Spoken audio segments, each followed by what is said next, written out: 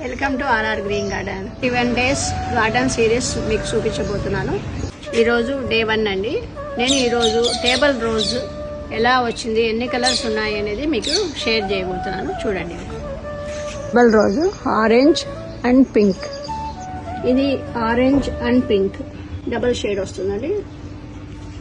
Yellow colour, ఇది red colour అండి, ఇది లైట్ పింక్.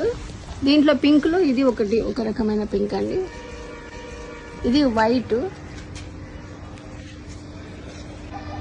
చూసారా, ఇది పింక్ ఎంత బ్లూమింగ్లో ఉంది.